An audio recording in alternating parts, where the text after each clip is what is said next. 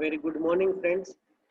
Last lecture છે એની અંદર આપણે એસડીએલસી વોટરફોલ મોડલ છે એની વાત કરી હતી કે એસડીએલસી વોટરફોલ મોડલ છે એનું વર્ક છે કેવી રીતે થાય. 6 અલગ અલગ પાર્ટ છે એની અંદર એનું વર્ક છે ડિવાઈડ કરેલું છે. સૌથી પહેલો પાર્ટ છે requirement analysis, then design, then implementation, then testing, then deployment and then maintenance. પણ મેજર વસ્તુની જે આપણે વાત કરી હતી આ મોડલમાં કે એક ફેઝ પૂરો થાય પછી જ તમારે બીજો ફેઝ છે એને શરૂ કરવાનો છે. એટલે આ એનો મેજર ડ્રોબેક છે કે જ્યાં સુધી પહેલો ફેઝ કમ્પ્લીટ ન થાય ત્યાં સુધી બાકીના ફેઝ છે એ વેઇટિંગ મોડ છે એની અંદર રહે. પણ સામે એડવાન્ટેજ પણ ઘણા છે કે એક ફેઝ આખો કમ્પ્લીટલી પરફેક્ટલી કમ્પ્લીટ થાય તો સેકન્ડ ફેઝ છે એની અંદર બહુ ઇશ્યુઝ છે એ કેરી ફોરવર્ડ નહીં થાય. એટલે સ્ટેપ બાય સ્ટેપ તમે ઇમ્પ્લિમેન્ટેશન કરો ત્યારે આ વસ્તુ છે એ વધારે આપણને બેનિફિશિયલ થાય. પછી એના 6 વસ્તુમાં કેટલી વસ્તુ આપણે ઇમ્પ્લિમેન્ટ કરવાની છે એની પણ આપણે વાત કરી હતી. પછી એના એડવાન્ટેજ છે એની વાત કરી હતી, ડ્રોબેક્સ છે એની વાત કરી હતી અને થોડું ઇન્ટ્રોડક્શન છે આપણે ઇટરેક્ટિવ મોડલ છે એનું જોયું હતું. હવે આજે આપણે ઇટરેક્ટિવ મોડલ છે એને ડિટેલની અંદર સમજવાના છીએ. In the iterative model, iterative process starts with a simple implementation of a small set of software requirements and iteratively enhance the evolving version until the complete system is implemented and ready to develop or deployed. એટલે last લેક્ચરમાં વાત કરી તે પ્રમાણે તમારે શું કરવું છે, જેવા તમારી પાસે ડેટા છે આવતા જાય ને એ પ્રમાણે તમારે ડેટા છે અથવા તમારું સોફ્ટવેર છે એનું ડેવલપમેન્ટનું કામ છે ને એને શરૂ કરી દેવાનું છે. જેમ કે આગળ આપણે રિક્વાયરમેન્ટ ફેઝ છે એની વાત કરી હતી તો રિક્વાયરમેન્ટ ફેઝ આખો પૂરો થાય ને એવું જરૂરી નથી. અહીંયા એની બદલે તમારી પાસે જેટલા ડેટા આવ્યા છે એ ડેટાના બેઝ ઉપર તમે એની ડિઝાઇનિંગ છે શરૂ કરી દો. એના બેઝ ઉપર તમે એનું કોડિંગ છે એ શરૂ કરી દો. એટલે જેમ જેમ ડેટા આવતા જાય એમ એમ તમે પ્રોસેસ છે એને સ્ટાર્ટ કરી દો. વોટરફોલ મોડલ છે એની અંદર આપણે વાત કરી હતી કે જ્યાં સુધી આપણી પાસે એક આખો ફેઝ છે એ પૂરો ન થાય ત્યાં સુધી આપણે સેકન્ડ ફેઝમાં જવાનું નથી. અહીંયા એવું નથી.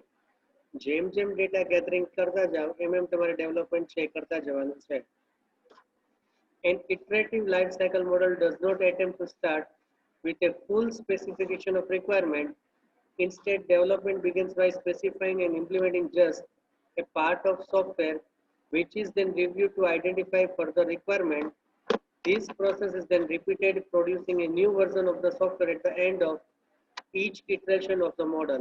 એટલે ઘણું બધું આપણે લાસ્ટ લેક્ચર છે એની અંદર બેઝિક આટલી વસ્તુ છે ને ડિસ્કસ કરી ગયા હતા. એટલે વધારે આપણે ડિટેલ છે એની અંદર આનું રિપ્રેઝન્ટેશન નથી કરતા, પણ ઇન શોર્ટ જેટલા તમારી પાસે ડેટા ગેધરિંગ છે એ આવી ગયું હોય એના બેઝ ઉપર તમારે આગળના ટાસ્ક છે ને એને શરૂ કરવાના. વોટરફોલ મોડલ જેવું નહીં કે એક આખો પાર્ટ છે કમ્પ્લીટ થાય પછી જ તમારે સેકન્ડ પાર્ટ છે એને સ્ટાર્ટ કરવાનો. Now let us check what comes in the design of iterative model. Iterative process starts with a simple implementation of a subset of software requirement and iteratively enhance the evolving version until the full system is implemented. એટલે iterative software છે in short જેમ જેમ આપણી પાસે data છે આવતા જાય એમ એમ આપણે પ્રોસેસ છે ને સ્ટાર્ટ કરતા જવાની છે. ચાલો મોડલ છે એની આપણે વાત કરીએ. At each iteration, design modification are made and new functional capabilities are added. જેમ જેમ નવી વસ્તુ છે એ તમારે આવતી જાય એમ તમારે એક્ઝિસ્ટિંગ ડિઝાઇન છે એની અંદર એ વસ્તુ છે ને એડ કરવાની. કોડિંગ પાર્ટ ડેવલપ કર્યો હોય તેની અંદર એ પાર્ટ છે ને ઇમ્પ્લિમેન્ટ કરવાનો. ઇન શોર્ટ જેમ આપણે 6 ફેઝ વોટરફોલ મોડલ છે એની અંદર જોયા હતા એમ જેમ જેમ રિક્વાયરમેન્ટ આવે એ રિક્વાયરમેન્ટમાં એડ કરો, ડિઝાઇનમાં આવે એને ડિઝાઇનમાં એડ કરો, કોડિંગમાં આવે ને કોડિંગમાં એડ કરો. આ પ્રોસેસ છે ને તમારે કરતી જવાની ક્યાં સુધી જ્યાં સુધી ફાઇનલ આખો પ્રોજેક્ટ છે એ ડેવલપ ન થાય ત્યાં સુધી.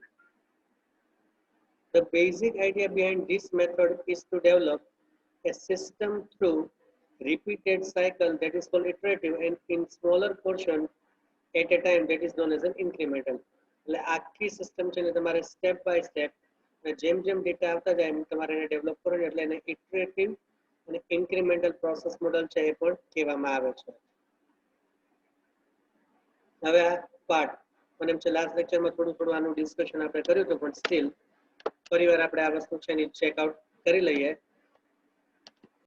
ડિઝાઇનિંગ ફેઝ છે એની અંદર આપણને જેમ દેખાય છે એમ કે પહેલી રિક્વાયરમેન્ટ છે એ તમારી ફૂલફિલ થાય તો તમે એનું ડિઝાઇનિંગ કરો, ડેવલપમેન્ટ કરો, ટેસ્ટિંગ અને ઇમ્પ્લિમેન્ટેશન.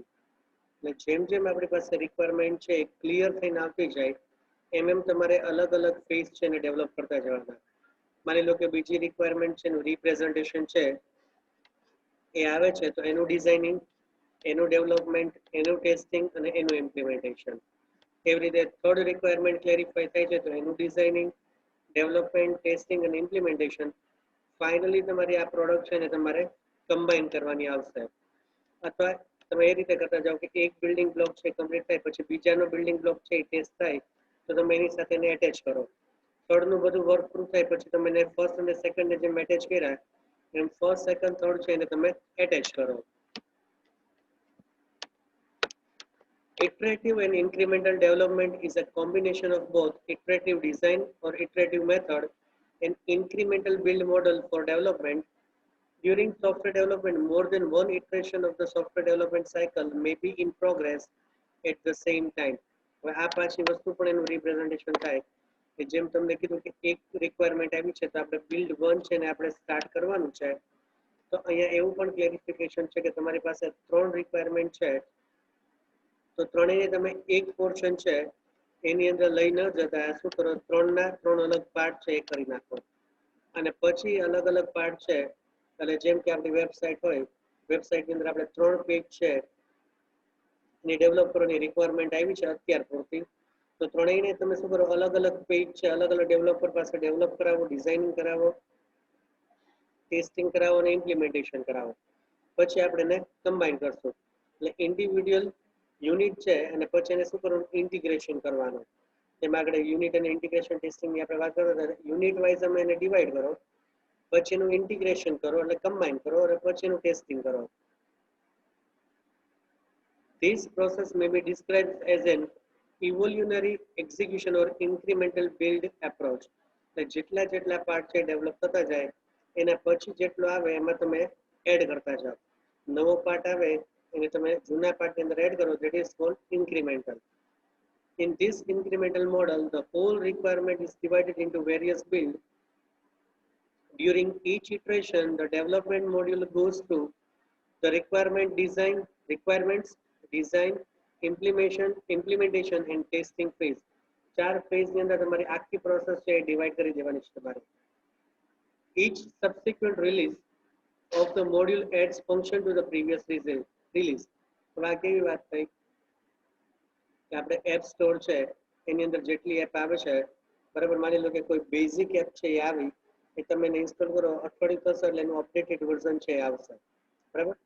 માની લો કે અપડેટેડ વર્ઝનમાં કંઈ એટલી બધી વસ્તુ એ લોકોએ ન મૂકી હોય પણ કંઈક બગ ફિક્સ કર્યા હોય કે કાંઈ પણ વસ્તુ હોય ને જેમ આપણે 15-20 દિવસે આપણા મોબાઈલમાં જેટલી એપ્સ છે એના મોસ્ટલી અપડેટેડ વર્ઝન છે એ આવે છે એ જ પ્રમાણે તમારે શું કરવું છે, પહેલા એક વસ્તુ છે ને ઇન્સ્ટોલ કરવાની અથવા એક વસ્તુને ડેવલપ કરવાની, પછી જેમ જેમ નવું ડેવલપમેન્ટ થાય ને તમારે શું કરવાનું, એક્ઝિસ્ટિંગ છે ને એની અંદર એડ કરતું જવાનું. This process continues till the complete system is ready as per the requirement. અને આ પ્રોસેસ ક્યાં સુધી કન્ટિન્યુ કરવાની, જ્યાં સુધી આખી સિસ્ટમની રિક્વાયરમેન્ટ છે કમ્પ્લીટ ન થાય ત્યાં સુધી. The key to a successful use of an iterative software development life cycle is rigorous validation of requirement and verification and testing of each version of the software against those requirements within each cycle of the model. તમારી પાસે આમ તો જોઈએ તો આ મોડલનો major advantage અથવા major successful ક્યાં છે જો કે તમારી પાસે જે બેઝિક રિક્વાયરમેન્ટ આવી છે તમે એનું આખું મોડલ છે ને ડેવલપ કરી નાખ્યું. હવે જેમ જેમ નવી રિક્વાયરમેન્ટ્સ છે આવતી જાય છે અને તમે શું કરો, એક્ઝિસ્ટિંગ મોડલ છે એની અંદર એડ કરતા જાઓ અને પછી સિસ્ટમ છે એને રિપ્રેઝન્ટેશન કરો. એટલે નાના નાના પાર્ટ્સ જ્યારે ડેવલપ કરવાના આવે ને ત્યારે આ વસ્તુ છે એ બહુ હેલ્પફુલ થશે. As the software evolves through successive cycle, test must be repeated and extended to verify each version of the software. એટલે દરેકે દરેક વસ્તુ માની લો કે એક બિલ્ડ છે એ આપણું પૂરું થયું, ફર્સ્ટ બિલ્ડ છે એ પૂરું થયું, પછી સેકન્ડ બિલ્ડ છે એનું રિપ્રેઝન્ટેશન અથવા 3 ફિલ્ડ છે બિલ્ડ છે એ સાયમલ્ટેનિયસલી ચાલે છે, તો તમારે શું કરવાનું છે? આ 3 બિલ્ડ છે એની ટેસ્ટિંગ પ્રોસેસ છે ને બહુ સ્ટ્રોંગલી કરવાની છે. નહીં તો શું થશે? એકની ઇફેક્ટ છે બીજાની અંદર કેરી ફોરવર્ડ થશે. એટલે બેટર છે કે આખો સોફ્ટવેર છે ને તમે જ્યારે રિપ્રેઝન્ટ કરો ત્યારે ફરીવાર એનું ટેસ્ટિંગ છે એ કરો, જેથી કરીને સોફ્ટવેરમાં કઈ ઇશ્યુઝ રહી ગયા હોય તો એ ગ્રેપ થઈ શકે. હવે ક્યાં ક્યાં ઇટરેટિવ મોડલ છે ને તમે યુઝ કરી શકો? લાઈક અધર એસડીએલસી મોડલ હજી આપણે એક જ જોયું છે, વોટરફોલ, જે આગળ ઘણા બધા આવશે. Iterative and incremental development has some specific application in the software industry. This model is most often used in the following scenario. હવે સોફ્ટવેર ઇન્ડસ્ટ્રીની અંદર કયા લોકેશનમાં અથવા કઈ જગ્યાએ આ વસ્તુ છે એનો યુઝ થઈ શકે એની આપણે વાત કરવાની છે. Requirement of the complete system are clearly defined and understood. તમને પરફેક્ટલી આખી રિક્વાયરમેન્ટ ખબર હોય તો પછી તમારે શું કરવાનું? એના ફેસ કરવાના.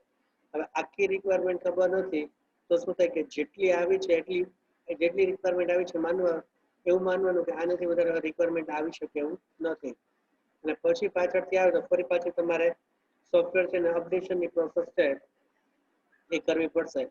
પણ જેટલી રિક્વાયરમેન્ટ છે એ ક્લિયર હશે એટલો આપણને ફાયદો વધારે થશે. Major requirement must be defined. However, some functionality or requested enhancement may involve within a time. અમુક જે બેઝિક રિક્વાયરમેન્ટ છે તો તમારે 100% ક્લેરિફાય કરી દેવાની. પછી નવી વસ્તુ છે ને તમે એડ કરાવો તો કઈ નવી વસ્તુ આવે છે અને તમારે એને એડ કરાવી છે તો તમે કરાવી શકો. માની લો કે બેઝિક રિક્વાયરમેન્ટ એવી છે કે સોફ્ટવેર આખો પરફેક્ટલી વર્ક કરે, બરાબર, રિપોર્ટ્સ ને બધું જનરેટ થાય અને પ્રિન્ટ આઉટ નીકળે. પણ પાછળથી એવું પણ કરાવું છે કે રિપોર્ટ્સથી ખાલી પ્રિન્ટ આઉટ ન નીકળે પણ એની પીડીએફ છે એને પણ મારે સેવ કરીને રાખવી હોય તો હું રાખી શકું. આ વસ્તુ છે એને શું કહેવાય? નવી કઈ ઇન્હેન્સ ફંક્શનાલિટી તમે એડ કરી છે એવું કહી શકાય. બરાબર, બેકઅપ ચાલે છે પણ બેકઅપ બે લોકેશન રીતે આવે. એક લોકલ બેકઅપ પર મારે રહેવું છે અને એક સિસ્ટમ જે છે ત્યાં પણ એનું બેકઅપ આવે એવું પણ કરવું છે. અને આ બધી વસ્તુ શું છે? એને ઇનહેન્સ કહેવાય. વધારાની નાની ફંક્શનાલિટી છે ને તમે એડ કરો. There is a time to market constraint. A new technology is being used and is being learned by development team while working on the project. કોઈ પ્રોજેક્ટ છે એની અંદર કઈ નવી ટેકનોલોજીનો યુઝ કરવો છે ત્યારે પણ તમે આ વસ્તુ છે એનો યુઝ કરી શકો.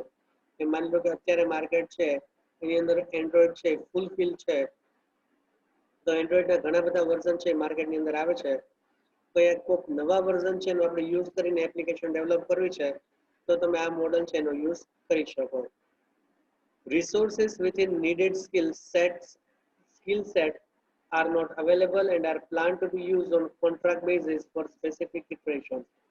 આપણે જે રિસોર્સની રિક્વાયરમેન્ટ છે, જેટલા વ્યક્તિની રિક્વાયરમેન્ટ છે કે જે બધો ટાસ્ક છે એ આપણે કરીને આપે એવા રિસોર્સ આપણી પાસે અવેલેબલ ન હોય ત્યારે તમે આ વસ્તુ છે એનો યુઝ કરી શકો. માની લો કે કોડિંગ વાળો કોઈ પાર્ટ છે, કોડિંગ જે વ્યક્તિએ કોડિંગ કરવાનું છે એ જ આપણી પાસે અવેલેબલ નથી તો શું કરવું કે ઇમ્પ્લિમેન્ટેશન રિક્વાયરમેન્ટ અને ડિઝાઇનિંગ છે એનો પાર્ટ તમે કમ્પ્લીટ કરો ત્યાં સુધીમાં તમે કોઈ કોડિંગ વાળો ભાઈ છે અથવા કોઈ વ્યક્તિ છે એને આઈડેન્ટિફાઈ કરો અને પછી વર્ક છે ને શરૂ કરો. અને સાવ તમારો સોફ્ટવેર છે સ્ટોપ છે ડેવલપમેન્ટ છે સ્ટોપમાં ન રહે એની બદલે શું થાય કે જેટલી વસ્તુ તમારી પાસે આવી છે ત્યાં સુધી તમે ડિઝાઇનિંગ ની બધી વસ્તુ છે ને તૈયાર કરી દો. There are some high risk features and goals which may change in a future. એવું પણ બને કે ઘણા બધા એવા ગોલ્સ હોય, બરાબર, જે ફ્યુચરમાં ચેન્જ થવાના હોય એવી કોઈ તમને ફેસિલિટી લાગે ત્યારે ઇટરેટિવ મોડલ છે એનો યુઝ વધારે કરાય. હવે એના એડવાન્ટેજ અને ડ્રોબેક છે એની આપણે વાત કરીએ. એડવાન્ટેજ નંબર 1 છે some working functionality can be developed quickly and early in a life cycle. Working functionality શું થાય ખબર છે? એક ટાઈપનું છે ને પ્રોટોટાઇપ મોડલ કહેવાય.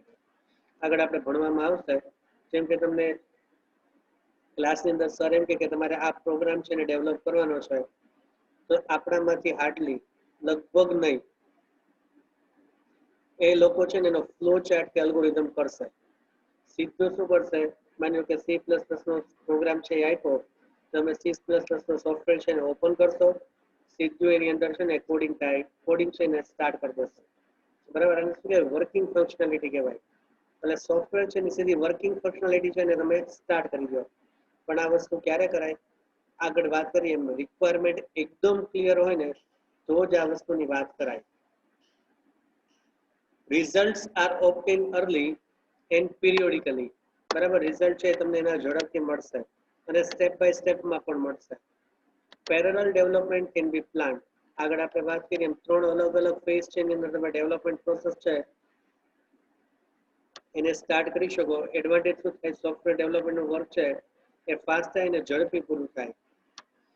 Progress can be measure.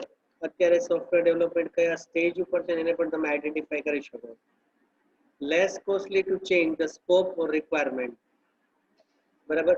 તમારી પાસે એક્ઝેક્ટ જે રિક્વાયરમેન્ટ આપી છે, બરાબર, એમાં કંઈક થોડો ચેન્જીસ કરવો હોય તો એ તમને બહુ કોસ્ટલી નહીં થાય. Testing and debugging during smaller iteration is easy. અલગ અલગ પાર્ટ છે, જેમ આપણે આગળ વાત કરી કે યુનિટ વાઇઝ તમારે ડેવલપમેન્ટ કરવાનું છે, તો યુનિટ ટેસ્ટિંગ કરો ને એ ઇઝી છે. આખો સોફ્ટવેર તમે એક સાથે ડેવલપ કરો પછી એને ટેસ્ટ કરો તો કઈ વસ્તુ ક્યાં અફેક્ટ કરે છે, ક્યાંથી એરર આવી છે, એનું રિપ્રેઝન્ટેશન કરવું થોડું ડિફિકલ્ટ થાય. બેટર છે કે જ્યાં જે વસ્તુનો પ્રોબ્લેમ છે એ વસ્તુના યુનિટમાં તમે એને વસ્તુ છે એને આઈડેન્ટિફાઈ કરો અને ત્યાં જઈને તમે એને સોલ્વ કરો અને પછી એને તમે મેજર સોફ્ટવેર છે એની અંદર એડ કરો. નાઉ ડિસએડવાન્ટેજ, એડવાન્ટેજ વર્ડ છે પણ ત્યાં આપણે ડિસએડવાન્ટેજ સમજવાનું છે. મોર રિસોર્સિસ મે બી રિક્વાયર્ડ. હવે જેમ આગળ આપણે વાત કરીએ 3 અલગ અલગ ફેઝ છે એની અંદર તમે ડેવલપમેન્ટ પ્રોસેસ કરતા હોય તો ત્રણેય ફેઝ માટે તમારે અલગ અલગ રિસોર્સ છે. રિસોર્સમાં ઘણી બધી વસ્તુ આવે છે, મેન પાવર છે, મશીન પાવર છે, આ બધી જ વસ્તુનું રિપ્રેઝન્ટેશન આવે. એટલે આ બધી જ વસ્તુની રિપ્રેઝન્ટેશન અથવા તો રિક્વાયરમેન્ટ છે તમારી પાસે ફૂલફિલ હોય તો તમે આ વસ્તુ છે એનું રિપ્રેઝન્ટેશન કરી શકો. Although cost of change is lesser, but it is not very suitable for changing requirements. જે રિક્વાયરમેન્ટ ફ્રીક્વન્ટલી ચેન્જ થતી હોય ત્યારે આપણે આ મોડલ છે એનો યુઝ નહીં કરીએ. More management attention is required. Obvious છે કે આટલું બધી વસ્તુ છે ને તમારે મેનેજ કરવાની. અત્યારે તો આપણે 3 બિલ્ડ આપ્યા છે, પણ માની લો કે 3 ની બદલે 30 બિલ્ડ હોય તો આને મેનેજ કરવા એ બહુ ડિફિકલ્ટ પડે. Not suitable for smaller project. નાના પ્રોજેક્ટ હોય તો એક જ બિલ્ડ છે ને એની અંદર પૂરા થઈ જશે, તમારે વધારે બિલ્ડ છે એની જરૂર પણ નહીં પડે. Management complexity is more and end of project may not be known, which is a risk. Finally project ક્યારે પૂરો થશે ને એનું રિપ્રેઝન્ટેશન છે એ બહુ ક્લેરિફાઈ નહીં હોય આપણી પાસે, એટલે એક રિસ્ક ફેક્ટર છે. કયું બિલ્ડ ક્યારે કઈ વસ્તુ પૂરી કરે, કોઈ એવું બિલ્ડ હોય અથવા કોઈ એવો પાર્ટ છે કે જેનું ડેવલપમેન્ટ પ્રોસેસ છે એમાં ટાઈમ કન્ઝમ્પશન વધારે થાય છે, તો પ્રોજેક્ટ ક્યારે પૂરો થશે એનું એસ્ટિમેશન કરવું ને એ લિટલ બીટ આપણા માટે ડિફિકલ્ટ થશે. Thank you.